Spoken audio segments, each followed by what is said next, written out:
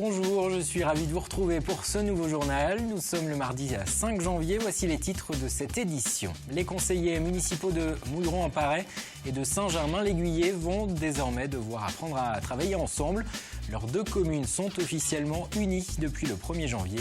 Le premier conseil municipal avait lieu ce lundi soir, reportage au début de cette édition. Rencontre également avec un pâtissier de La Roche-sur-Yon, un pâtissier minutieux et exigeant, et pour cause.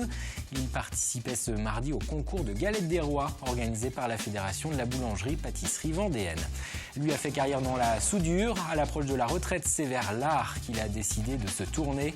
Portrait dans ce journal de Jean-Paul Téga, cet habitant de Saint-Hilaire-de-Loulay, crée des sculptures en métal. Il faudra donc s'y habituer. Mouilleron-Saint-Germain, c'est le nom d'une des 8 nouvelles communes vendéennes qui a vu le jour le 1er janvier. C'est le résultat de la fusion de Mouilleron-en-Parais et de Saint-Germain-l'Aiguillé. Elles sont devenues une seule et même commune, réunissant désormais à 1900 habitants. Le premier conseil municipal a eu lieu ce lundi soir. Il s'agissait d'élire le tout premier maire de Mouilleron-Saint-Germain et ses adjoints. Une étape symbolique et importante qui acte le mariage des deux communes. Apolline Laurent. Il y a de l'agitation dans la salle du conseil de Mouilleron-en-Parais. Un grand événement se joue pour la petite commune de 1400 habitants et sa voisine Saint-Germain-l'Aiguillé. Elles officialisent leur mariage et à la fin de la soirée, elles ne formeront plus qu'une, Mouilleron-Saint-Germain. En coulisses, les deux maires se préparent et voient l'aboutissement d'une longue année de travail. Je me sens quand même pas mal soulagé ce soir. C'est un travail qui dure depuis plusieurs années. Et c'est vrai que la dernière année, parce qu'on a commencé vraiment à mettre en place le dossier de la commune nouvelle il y a 1 an, et c'est vrai que c'est un travail très intense, c'est soulagé que ça se termine. Et cette union ne vient que conforter un rapprochement qui existe depuis de nombreuses années. Les deux communes, séparées seulement par 1 kilomètre entre les deux centres-bourgs, mutualisaient déjà les services, les associations. Un bon moyen d'équilibrer les budgets souvent serrés. Cette commune nouvelle nous apporte aussi une véritable réalité financière, un souffle, parce qu'avec cette nouvelle entité, nous évitons une perte de la dotation globale de fonctionnement sur 3 ans de l'ordre de 350 000 €, ce qui est nécessaire pour nous à la fois pour le bon fonctionnement et en dégageant du fonctionnement une capacité d'investissement, eh bien nous assurons l'avenir. Un avenir qui se décidera désormais à 26, dont 11 élus de Saint-Germain-l'Aiguillé et 15 de Mouilleron-en-Parais. Et à l'occasion du premier conseil, le nouveau maire et ses adjoints ont été élus. Sans surprise, Valentin Josse a été choisi. Au nom du conseil municipal, l'écharpe de maire à M. Valentin Josse. Je pense que l'union fait la force, comme on dit.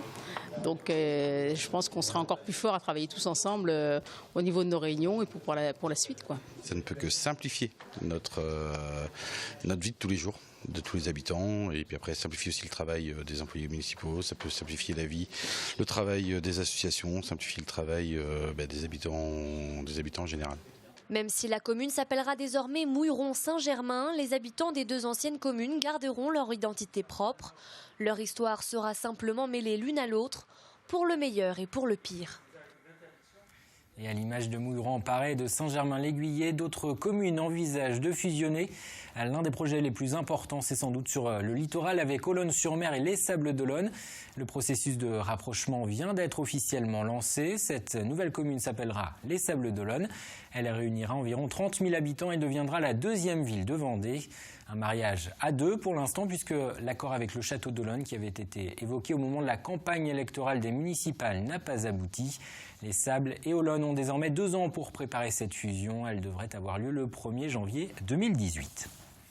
Le dossier de l'aéroport de Notre-Dame-des-Landes. Les opposants au projet ont prévu de manifester samedi à Nantes. On vous en parlait hier. Les organisateurs ont annoncé ce mardi qu'ils attendaient plusieurs centaines de tracteurs sur le périphérique nantais. Il devrait y avoir dans le cortège des Vendéens.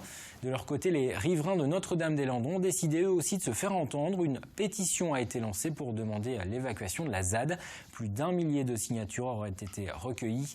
Le site envisagé pour le nouvel aéroport est occupé depuis 2008 par les opposants au projet. Des opérations d'évacuation menées notamment en 2012 n'ont pas permis de mettre fin à l'occupation du site. Parlons d'insertion professionnelle à présent avec le parcours de la 2e chance qui s'étend au pays de Luçon. Ce dispositif est réservé aux Vendéens sans emploi et sans qualification. Ces jeunes, âgés de 18 à 30 ans, vont suivre pendant 6 mois quelques cours théoriques et des stages en entreprise. Il s'agit de les aider à retrouver le chemin d'une formation ou d'un emploi. Ce parcours de la deuxième chance a été lancé dans le département en 2012, testé notamment à Fontenay-le-Comte et dans l'ouest du département. 60% des jeunes accompagnés ont décroché un poste ou apprennent un métier. Cette semaine, 12 nouveaux jeunes du Sud-Vendée ont intégré le dispositif. Écoutez ce qu'ils en attendent. On va être en groupe, je ne vais pas être tout seul comme je l'étais chez moi à faire mes démarches tout seul. Et puis ça va me permettre de trouver d'autres choses, de voir à peu près d'autres filières qui seront peut-être en domaine aussi avec mon but précis. Et non, ça va être bien, enfin on va être accompagné et tout. J'étais en intérim mais c'est un peu dur d'avoir juste des missions comme ça sans avoir un travail fixe, quoi. Et du coup, c'est un peu perturbant, enfin, c'est pas un bon rythme de vie. Du coup, j'ai voulu intégrer la formation pour pouvoir vraiment avoir un travail à la fin. J'ai peut-être une petite idée sur la comptabilité, donc je vais faire un stage pour vérifier si ça me plaît vraiment. Et je verrai bien.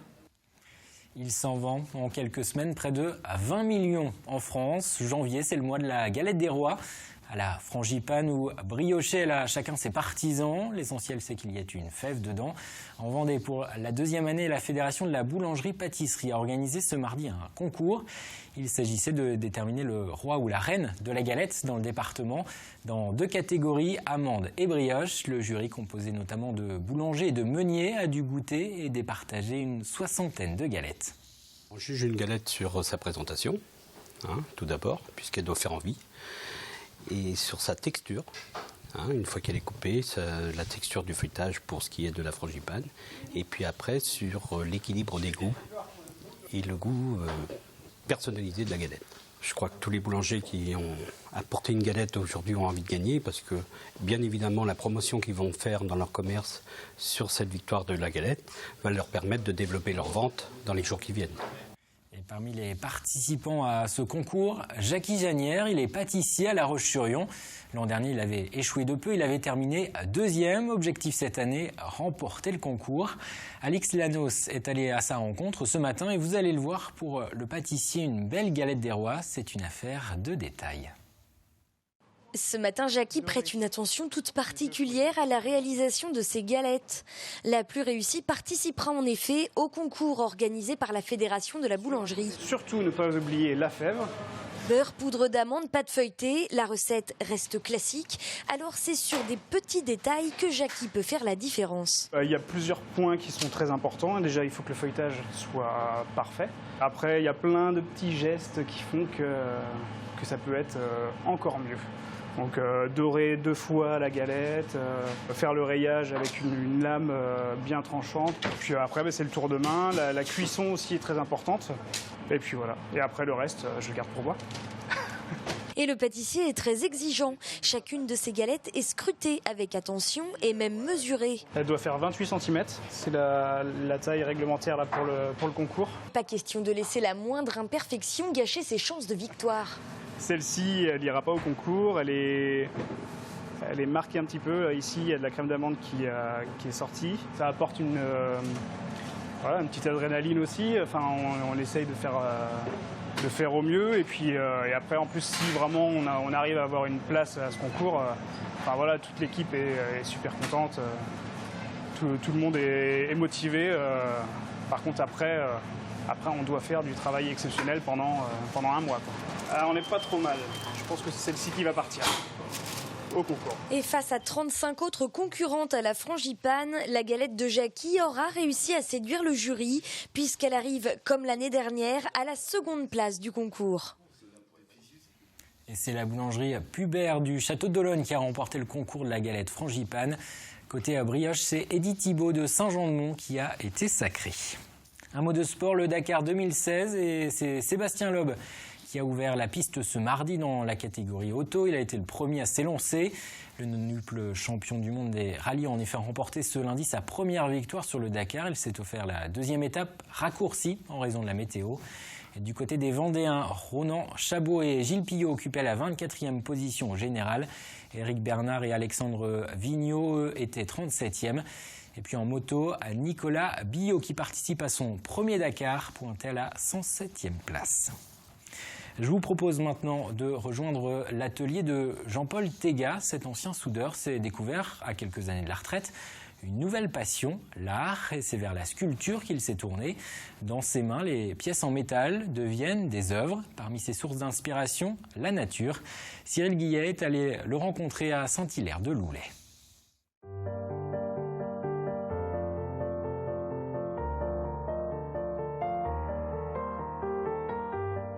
Du métal, il fait naître des sculptures, des œuvres personnelles tout droit sorties de son âme d'enfant. Curieux de tout, c'est sous le nom de JP Créolix qu'il façonne la matière. Moi, ça m'apporte une grande satisfaction, le plaisir de travailler l'acier, le plaisir de réaliser les choses, un espèce de petit challenge personnel, parce qu'on part sur une tôle plate, on part sur un acier, on part sur du bois brut. Et ce qui est intéressant, c'est de voir les matières premières, la réalisation finale qui me fait rêver un petit peu. C'est un petit peu le regard d'un enfant sur ces pièces. Ce sont des professeurs qui lui ont fait découvrir la ferronnerie d'art alors qu'il passait son CAP de serrurier. Il embrassera la carrière de soudeur et ce n'est que quelques temps avant la retraite que l'idée de faire de la sculpture s'est invitée. Je pense que c'est ressorti un petit peu, c'était caché un petit peu dans le coin de ma tête et c'est un petit peu ressorti. Alors en premier lieu pour une occupation et puis après avec un copain qui me faisait des photos, Bruno Roux. La passion est venue, il y a eu des échanges et puis c'était des petits challenges et puis cette passion bien reste et puis ça me plaît. Dans son processus de création, tout commence par la matière première, le métal, qu'il récupère un peu partout. J'ai la chance de pouvoir aller récupérer de la ferraille, des machines agricoles, des chutes de pièces, de tôles. Et puis ça me permet de travailler, de fouiller et de créer des petites pièces comme ça. Mais avant d'assembler boulons, rondelles et tiges de fer, il y a une étape primordiale, le croquis. Le dessin, lui, il est très important sur le papier. Ça mémorise et en plus, là aussi, apprendre à faire des gammes de fabrication sur le plan technique, c'est très intéressant. On réalise un petit peu toute la pièce sur le dessin et avec aussi des écrits de façon à mémoriser. Aujourd'hui, il s'épanouit au milieu de ses poissons, de ses fleurs ou de ses escargots et a bien du mal à s'en séparer. Pourtant, les demandes sont nombreuses. La météo, quel temps pour ce mercredi? À nouveau un ciel variable avec des averses localement. Légère hausse du mercure, 7 à 10 pour les minimales, 12 à 13 pour les maxi. Armel Pavageau vous en dit plus dans un instant. Merci de nous avoir suivis. On referme ce journal avec un immense comédien, Michel Galabru. Il s'est éteint ce lundi à l'âge de 93 ans. Le gendarme de Saint-Tropez le jugeait l'assassin. Bienvenue chez les Ch'tis. Il avait tourné dans plus de 200 films et il était encore, il y a peu, sur scène au théâtre. Michel Galabru était un habitué de la Vendée. Il avait joué plusieurs fois à Terre-Neuve, le festival de théâtre de Fontenay-le-Comte. C'était aussi le parrain du théâtre Milandil-Luçon qu'il avait inauguré en 2002. On se quitte sur ces images et sur cette anecdote. Je vous donne rendez-vous demain pour un nouveau journal. Figurez-vous qu'à un moment donné, j'allais souvent à Saint-Jean-de-Mont. C'est pas très loin peut-être de chez vous, là, pour essayer de maigrir, vous voyez. Et ma foi, le résultat n'était pas mauvais, puisque j'ai laissé dans la Vendée plus de 30 à 35 kilos, puisque chaque fois que je venais, je perdais 5 kilos, que je rattrapais bien entendu dès que j'arrivais à Paris. Mais enfin, pendant un certain temps, la chose était efficace. Hommage de la ville à Michel Galabru. C'est vrai, il y a mon nom.